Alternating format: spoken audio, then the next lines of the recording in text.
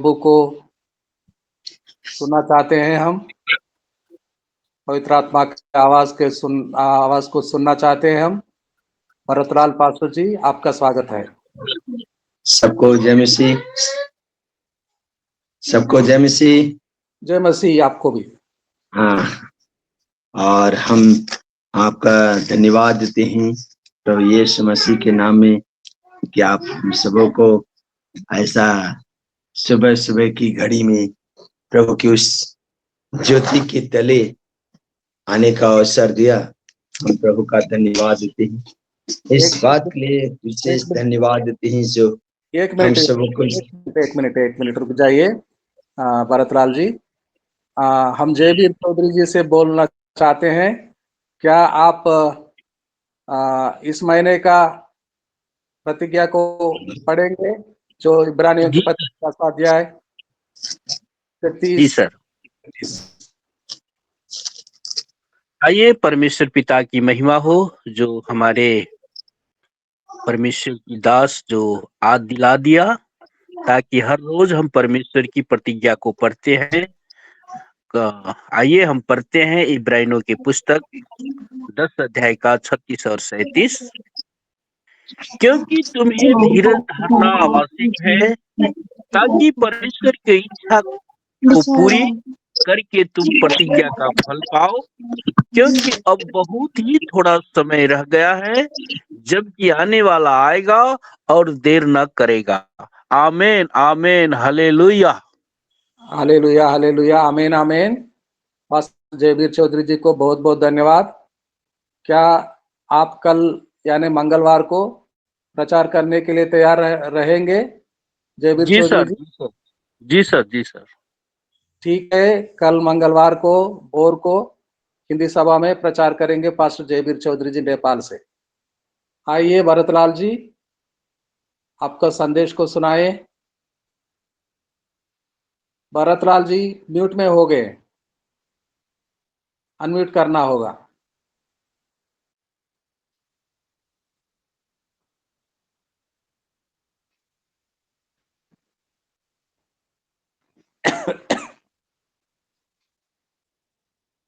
भरतलाल जी का number disconnect हो गया है, फिर से आ सकते हैं।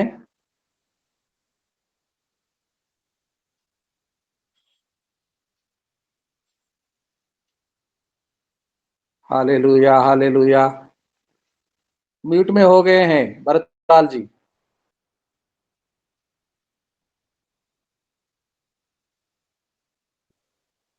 आवाज आ रही है? हाँ बिल्कुल आ रही है, साफ ओके। सबको जय मसीह की एक बार फिर कि परमेश्वर आप हम सबों को अपने नाम का निमित्त इकट्ठा होने का अवसर दिया। हम इस बात के लिए धन्यवाद देते हैं, और धन्यवाद देते हैं अपने बड़े भाई मदन जी के, जो बड़ी अच्छा रीति से अपने सेवा को देते हैं और हर एक भाइयों को लेकर के प्रभु के वचन को आगे बढ़ाते हैं। सो हम प्रभु का धन्यवाद और धन्यवाद देते हैं। सो आइए हम एक जो प्रभु का रोटी, हम उस रोटी को खाने के लिए अपने आप को तैयार करें। आइए हम 2 मिनट के लिए। मेरे महान और दयालु कृपालु परमेश्वर, आकाश और पृथ्वी के बनाने व रचने वाले प्रभु, तुझको धन्यवाद और तुझको महिमा देते हैं जो आप इस भोर का समय में हम सबों को ऐसा अवसर प्रदान किया है। खुदा तेरे नाम को सदा धन्यवाद देते हैं जो आज का वचन तो हम सबों पर को देना चाहता है, तो हम सबों को सिखाना चाहता है, तो हमें उस वचन के अनुसार चलाना चाहता है। तो प्रभु आपसे प्रार्थना करते कि आप अपनी आत्मा और पवित्र आत्मा का अभिषेक दे प्रभु, जिससे हम तेरे वचन का सेवा कर सके प्रभु, और हर एक लोग, हम सब लोग तेरे वचन को सुने समझे और उस वचन के अनुसार अपने जीवनों को चलाने पाए। पवित्र परमेश्वर, ऐसा हम तुझसे दुआ करते हैं, ऐसी विनती करते हैं, कभी ना बदलने वाले मसीह यीशु नजरी के नाम से, आमीन आमीन। ओके, सो परमेश्वर का धन्यवाद और परमेश्वर की स्तुति और प्रशंसा हुई जो परमेश्वर हम सब को बहुत बड़ी आशीष, दया और अपनी कृपा प्रदान करे। मेरे प्रिय जन, हम प्रभु के वचन को पढ़ेंगे और मरकुस रचित सुसमाचार, और हम लोग 11 अध्याय 20 पद से 26 पद तक पढ़ेंगे।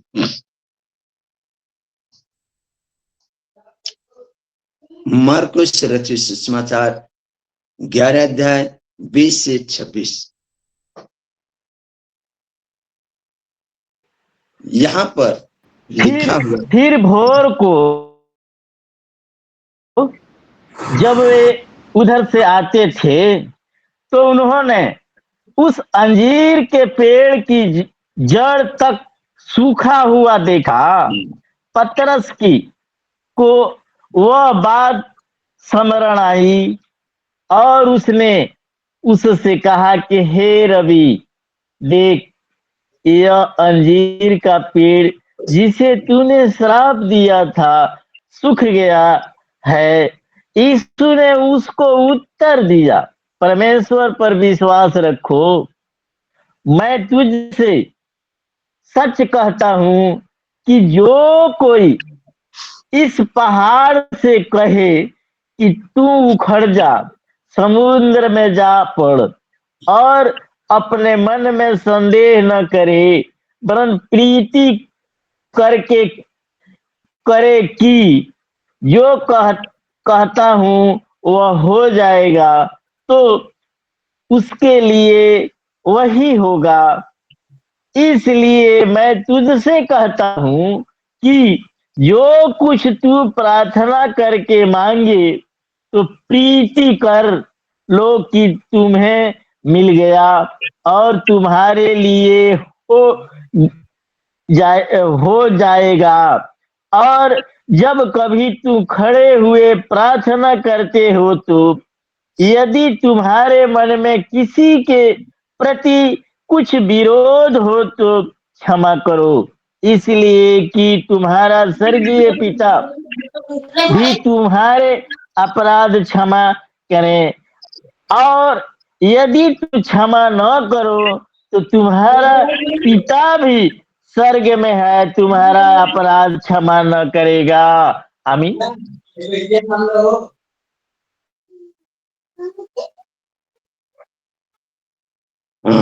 धन्यवाद बड़े भाई, जो परमेश्वर आपके पढ़े और सुने जाने के द्वारा प्रभु आशीषित करे।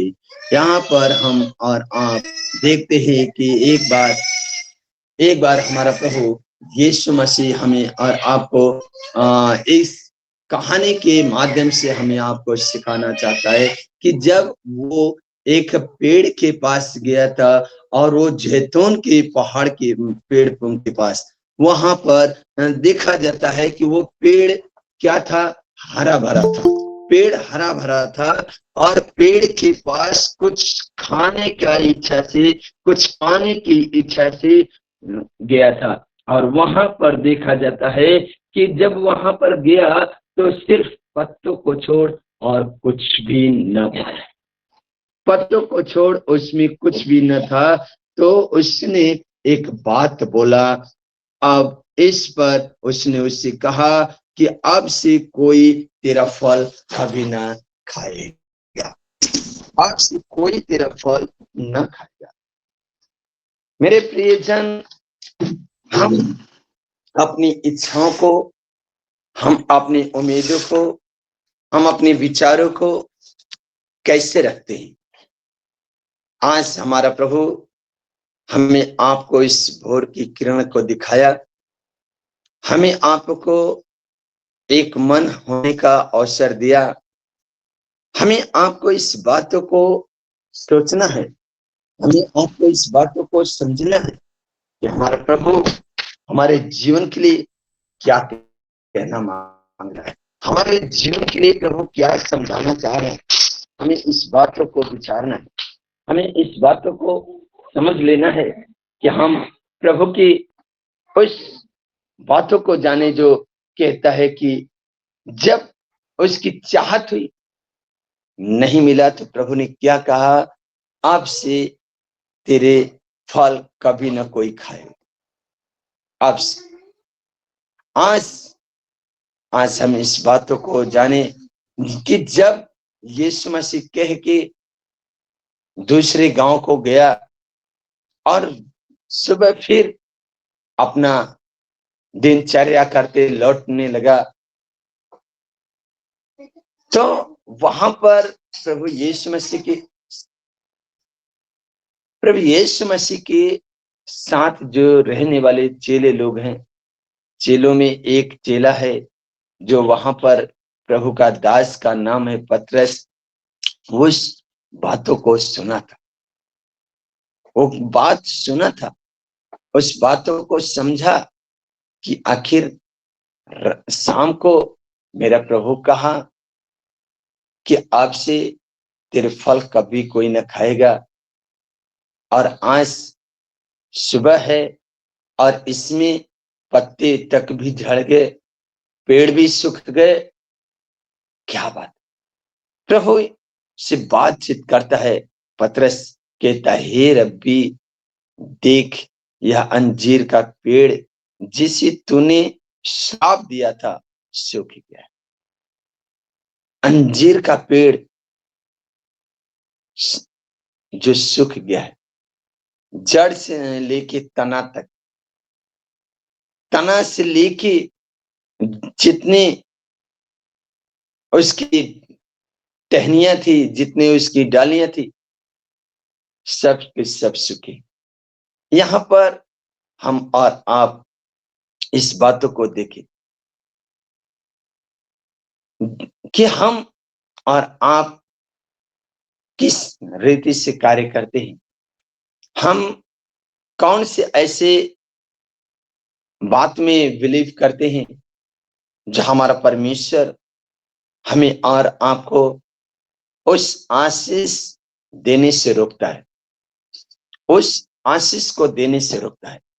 यहां पर मेरे प्रिय हमें और आपको बताया जाता है कि हे रब्बी देख, यह अंजीर का पेड़ जिसे तूने श्राप दिया था सूख गया है। यीशु ने उसको उत्तर दिया कि परमेश्वर पर विश्वास रख। पतरस को प्रभु बात कर रहा है, पतरस को प्रभु बता रहा है कि मेरे बेटे, मेरे प्रिय, परमेश्वर पर तो भरोसा रख। आज हम इस बातों से, इस पद से जाने कि हमारा विश्वास कहाँ है, हमारा विचार कहाँ है, हमारी आप भावनाएं कहाँ है। हम पाना तो चाहते हैं पर प्रभु के नाम पे विश्वास करना नहीं चाहते। हम लेना तो चाहते हैं पर प्रभु के पास आना नहीं चाहते।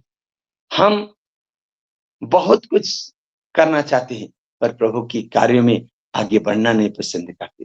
हमें और आपको इस बातों को जानना है, हमें आपको इस बातों में समझना है कि हमारा परमेश्वर हमें और आपको कहता है, हमारा परमेश्वर हमें आपको ये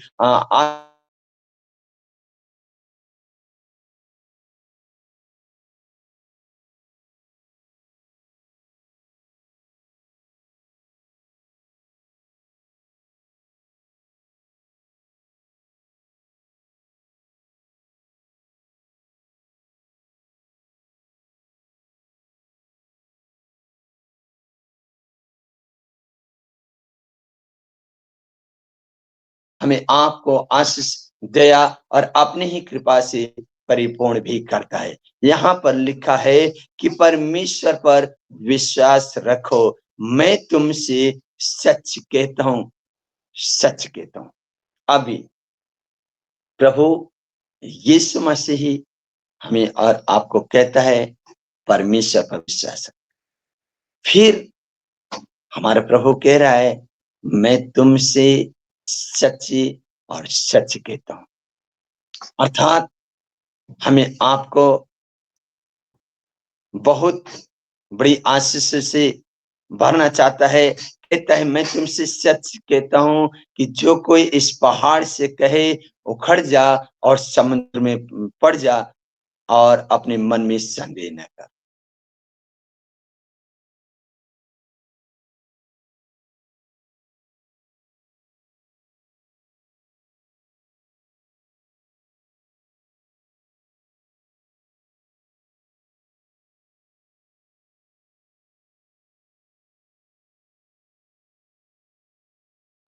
वो हमें आपको शक्ति और सामर्थ्य से भरने वाला परमेश्वर है। हम प्रभु का धन्यवाद करें, प्रभु का स्तुति और प्रशंसा करें, जो परमेश्वर हमें और आपको कहता है, यदि तुम इस पहाड़ से कह दो कि जा समुद्र में लग जा, तो तेरी मान लेगा, परंतु संदेह नहीं कर, परंतु संदेह नहीं कर।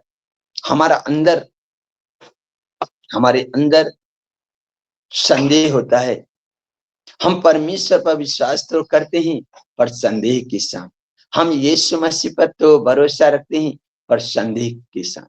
इसलिए हमारा काम प्रिय अधूरा रहता है, इसलिए हमारा मन प्रभु से दूर रहता है। हमें और आपको कहता है प्रभु कि परमेश्वर पर तो भरोसा रख, परमेश्वर पर भरोसा तो रख। ये भरोसा हमारे लिए बहुत फायदेमंद है।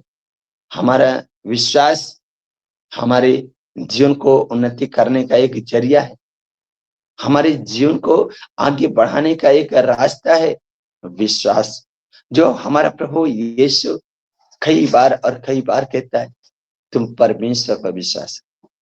जब लाजर मर गया है, उसको कब्र में पड़े 4 दिन हो गया है, मार्था रो रही है, मरियम रो रही है, और मार्था कहती है, प्रभु यदि तू होता तो मेरा भाई नहीं मरता। मेरे प्रिय, यीशु मसीह बड़ा प्यार शब्द बोलते हैं, प्रभु बहुत प्यारा शब्द बोलते हैं, मरियम हे मार्था, तो विश्वास कर, तो विश्वास कर, तो परमेश्वर की महिमा को देखेगी। हमारा विश्वास कैसा है? यहां पर जो कहता है कि यदि तू पहाड़ से कह दे तो समुद्र में लग जाएगा, पर संदेह नहीं कर। एक यीशु मसीह के पास कनान स्त्री आती है, और वो अपनी बेटी को लेकर के आती है, जिसको मिर्गी आती है, और वो प्रभु को पुकारती है, प्रभु को पुकारती है और कहती है, हे प्रभु हम पर दया कर, हे प्रभु हम पर कृपा कर। प्रभु की चेले लोग बात करते हैं, प्रभु तो इससे विदा कर, क्योंकि ये चिल्लाती आ रही है। प्रभु क्या कहते हैं? वहां पर बहुत प्यारा शब्द वहां पर भी कहता है कि मैं इस्राएलियों को छोड़ और किसी के लिए नहीं। प्रभु क्या कहते? प्रभु से बातचीत को औरत करती है, कहती है कि हे प्रभु दया कर। प्रभु के वहां पर कहते हैं कि बच्चों की रोटी लेके कुत्तों के आगे डालना अच्छा नहीं। प्रभु से उसने विश्वास किया, उसका विश्वास हम और आप मनन करें। यदि हम वहां पर उस पद को देखते हैं, उस पद को समझते हैं, तो हम देखते तो जरूर है, पर समझना शायद मुनासिब नहीं होता। वहां पर बहुत भयानक और बहुत बड़ी विश्वास जाहिर किया उस कनान औरत। वहां पर कहती है कि सच है प्रभु कि कुत्ते भी अपने स्वामी के चोर चार को खाते, चोर चार के को नहीं खाते। प्रभु कहते हैं, जा तेरे विश्वास ने चंगा किया। और हमारा विश्वास, हमारा प्रभु हमें ऐसा और हमेशा जागृत करता है। हमारा प्रभु हमेशा बताना चाहता है कि हम परमेश्वर को सदा धन्यवाद करें, परमेश्वर की स्तुति करें, जो हमारा प्रभु हमें और आपको कहता है, परमेश्वर पर विश्वास है, परमेश्वर पर विश्वास है। कई बार कहता है विश्वास कर, और कहता है यहाँ पर आगे कहता है कि अगर अपने मन में संदेह न कर, वरन प्रतीति कर ले, तो जो कहता हूं वो हो जाएगा, तो उसके लिए हो गया, उसके लिए हो गया। आज ये हमारा टॉपिक सिर्फ और सिर्फ एक बात का है, संदेह। हमारे जीवन में संदेह, कभी हम अपने माँ बाप पर संदेह करते हैं, कभी हम अपनी पत्नी पर संदेह करते हैं, कभी हम अपने बच्चों पर संदेह करते हैं, कभी हम अपने जीव जानवरों पर संदेह करते हैं, कभी हम अपनी सेवा काल के दौर में भी संदेह करते हैं कि हमारा सेवा बहुत अच्छा चल रहा है, जबकि बहुत लो चलता है, बहुत घटिया चलता है हमारे नजरिए में, फिर भी हम अपने नजरिए को ऐसा कहते हैं कि बहुत अच्छा। हमारा संदेह मतलब लोगों को सिर्फ दिखाने का होता है। हमारा संदेह हमारा प्रभु दूर करता है, और हमारा संदेह हमारे जीवन से प्रभु निकालना चाहता है। कहता है पर संदेह न कर। संदेह, शक, जिसे दूसरे अंदाज में बोला जाता है शक। मेरे प्रिय, आज ये समाज, ये संसार के जीवन में शक होता है, हम और आपके जीवन में शक होता है। यदि शक आ जाए तो कहा जाता है हमारे बनारस शहर में कि सब रोगों का तो दवा है, सब मर्ज का दवा तो है, पर शक का दवा कुछ नहीं।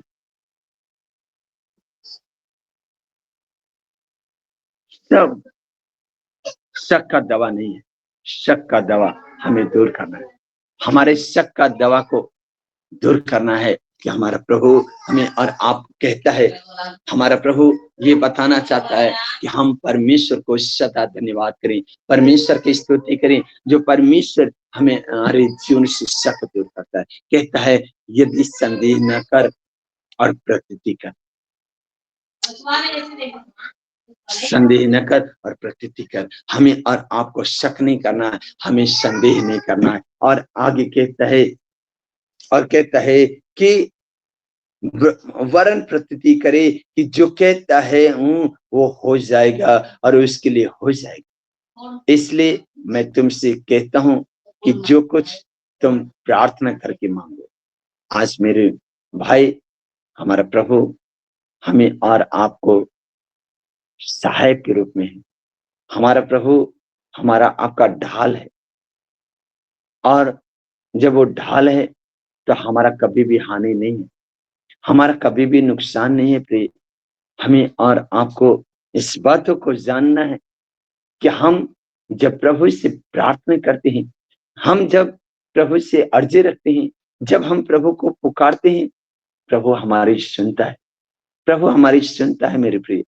और हमें इस बातों को जानना है, इस बातों को विचारना है कि हमारा विश्वास कहाँ है।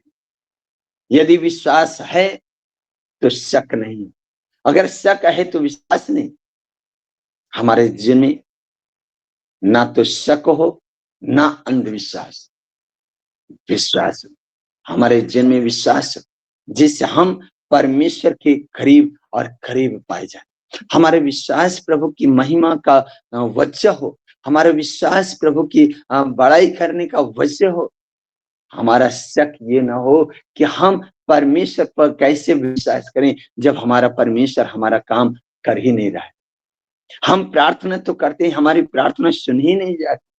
हम दुहाई तो देते, हमारी गिड़गिड़ाहट को सुन ही नहीं जाती। हमारा शक, हम प्रभु यीशु मसीह पर विश्वास, उस प्रभु पर जो जीविता परमेश्वर है, वो प्रभु पर जो हमारे आदि और अंत परमेश्वर है, उस प्रभु पर विश्वास करते जो हमारा मार्गदर्शक रहता है।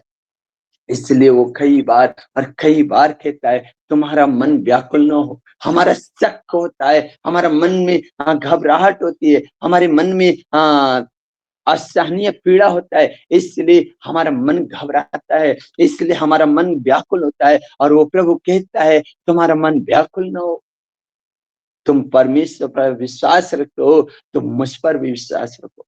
मेरे प्रिय, हमारा विश्वास हमारे आप को एक नए मुकाम को लेके जाता है। हमारे विश्वास हमारे परमेश्वर से मिलान करने का मौका मिलता है, हमारे विश्वास को देखा जाता है। यहाँ पर लिखा है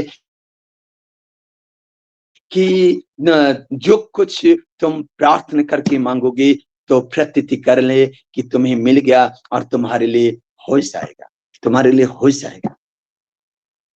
आज हम कहाँ हैं? आज हम किस परमेश्वर से प्रार्थना करते हैं? हमें और आपको विचारना, हमें आपको जानना है कि हमारा विश्वास कहाँ है। जो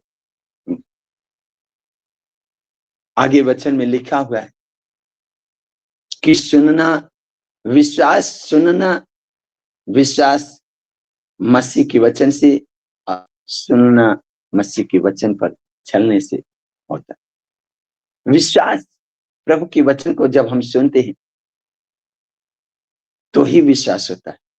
विश्वास यीशु मसीह के नाम से होता है। विश्वास यहाँ पर हमें और आपको करना है। हमें आपको अपने विश्वास को थाम के रखना है। कहता है वचन में कि जब कभी तुम खड़े होकर के प्रार्थना करते हो तो यदि तुम्हारे मन में किसी के प्रति कुछ विरोध हो, आप प्रभु पर विश्वास रखते हैं, आप प्रभु पर भरोसा रखते हैं, आप प्रभु पर प्रतीति करते हैं, आप प्रभु पर मन लगाते हैं, तो आप प्रार्थना करते हैं। तो प्रार्थना करने का भी जरिया बनता है कि आप क्या खड़े होकर प्रार्थना करते, क्या आप बैठ के प्रार्थना करते। यदि खड़े होकर के प्रार्थना करते तो आपके मन में यदि आ जाए कि मेरा भाई से मेरी दुश्मनी चल रही है, मेरा भाई मुझ पर विरोध करता है, तो आप झट जाइए और उससे मेल मिलाप करिए, आप उससे प्रेम करिए, जिससे तुम्हारा स्वर्गीय पिता भी तुम्हारे अपराध को क्षमा करे, आपके अपराध को क्षमा करे, आपके जो गुनाह है वो क्षमा करे। हमारा प्रभु क्षमादानी भी है। हमारा प्रभु क्षमा रहित परमेश्वर, क्षमा करने वाला है। और जैसा कि निर्गमन की पुस्तक कहता है, मैं विलंब से कोप करने वाला परमेश्वर, सेनाओं का परमेश्वर है यहोवा। वो कोप तो करता है पर विलंब से। विलंब ना हो, इससे अच्छा कि हम एक दूसरे के सामने अपने अपराध को मान ले। विलंब ना हो, इससे अच्छा कि हम एक दूसरे के पाप को आमने सामने मान करके हम प्रभु के पास आ जाएं, जिससे हमारे ऊपर प्रभु का कोप ना बरसे।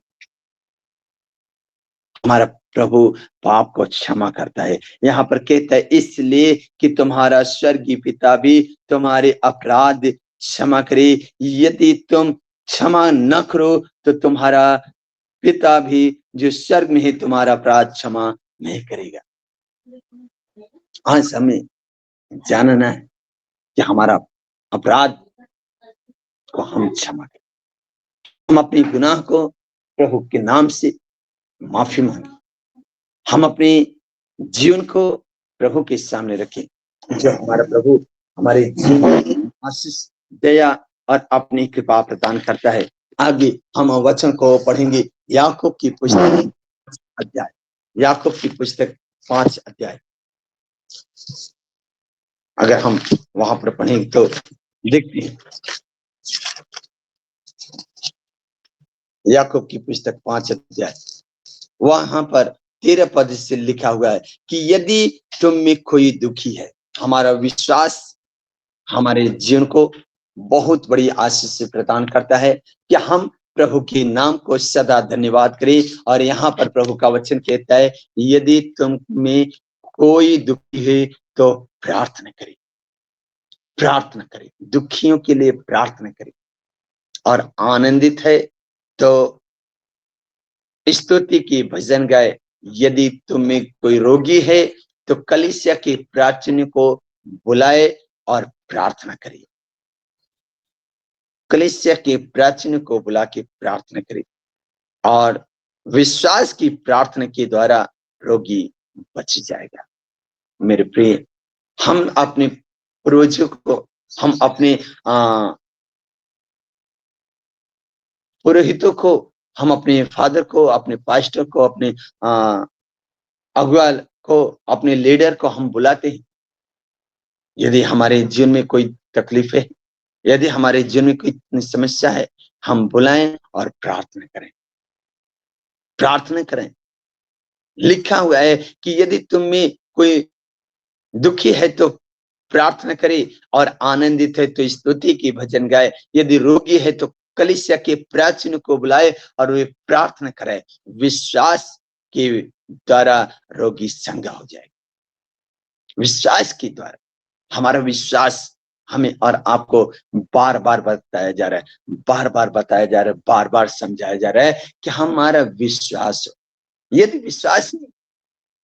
विश्वास नहीं तो पास्टर ने बिशप और रेवरेंट आकर के भी घर में प्रार्थना करेगा, चिल्ला चिल्ला के दुआई देगा, तो भी कुछ होने वाला नहीं, तो भी कुछ होने वाला नहीं। यदि हमारा जीवन में विश्वास नहीं, तो यदि हमारे जीवन में विश्वास नहीं है तो हम कितना हूं प्रार्थना करें, कुछ होने वाला नहीं। अगर विश्वास करेंगे तो प्रभु का वचन कहता है परमेश्वर के शब्द मात्र से रोगी चंगा है। प्रार्थना के प्रभाव से बहुत कुछ हो सकता है। हमारा विश्वास हमें आपको इस मुकाम को देता है। यहां पर आगे कहता है यदि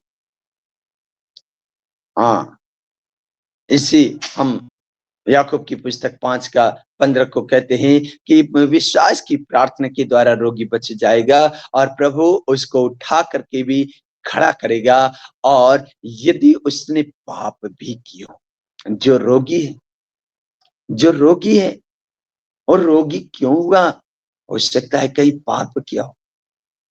आप देखते हैं कि जब एक अंधा यीशु मसीह के पास आया तो चेलों ने उससे बातचीत किया, हे प्रभु ये बता कि इसने पाप किया कि इसके माता पिता ने। प्रभु ने क्या कहा, ना इसने पाप किया ना इसके माता पिता ने पाप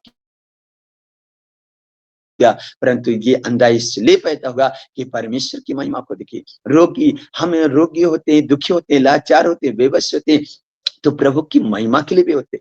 हमारा सिर्फ पाप के लिए नहीं रोगी होते, हमारे प्रभु की महिमा भी होती है। अब प्रभु की महिमा किस रीति से होगी, प्रभु जानता है।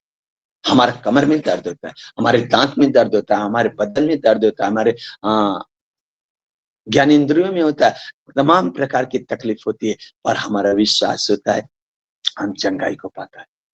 हमारा विश्वास होता है हम छुटकारे को पाता है। हमारा विश्वास होता है तो हम बहुत बड़े पहाड़ को भी ढाल देते हैं। यहाँ पर लिखा हुआ है कि यदि उसने पाप भी किए हो तो उनकी भी क्षमा की जाएगी। इसलिए तुम आपस में एक दूसरे के सामने अपने अपने पापों को माने, इसलिए अपने अपने पापों को माने। हम चाहे कोई भी पोस्ट पर हो, हम चाहे कोई भी अधिकार पर हो, हम अपने पाप को प्रभु यीशु मसीह के सामने माने। ये पोस्ट मायने नहीं रखता, पद मायने नहीं रखता, मायने रखता है कि हमारा प्रभु में कितना संबंध है। अगर संबंध अच्छा है तो हमारा विश्वास बढ़ेगा, यदि संबंध नहीं तो लिखा है कि संदेह है, शक है कि प्रभु पता नहीं हमारा पाप क्षमा करेगा कि नहीं, प्रभु हमारे गुनाह को माफ करेगा कि नहीं। हमारे अंदर के शक संदेह को दूर करना है और हम प्रभु में विश्वास कर आगे बढ़ते हैं, क्योंकि हम देखते हैं कि एलिय्याह इतना प्रभु में विश्वास करता है, इतना विश्वास करता है कि वो सिर्फ प्रार्थना करते हैं। प्रार्थना किया, आप देखते हैं कि 3.5 वर्ष तक बारिश नहीं हुआ। कैसे? प्रार्थना के द्वारा। प्रार्थना कहां से हुआ? प्रभु से संबंध के द्वारा। और संबंध कैसे निर्भर करता है? हम विश्वास करते और हम शक नहीं करते। अगर एलिय्याह शक किया होता तो बारिश नहीं होती। एलीशा शक किया होता तो डूबी हुई कुल्हाड़ी को निकाल नहीं सकता। पतरस को आप देखते हैं कि वो शक किया, समुद्र में डूबने लगा।